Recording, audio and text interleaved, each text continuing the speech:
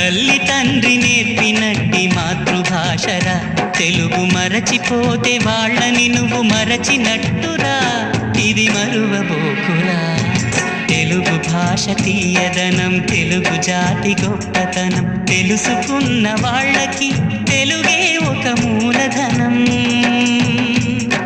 తల్లి తండ్రి నేర్పినట్టి మాతృభాషరా, తెలుగు మరచిపోతే వాళ్ళని నువ్వు మరచినట్టురా, ఇది మరువబోకురా.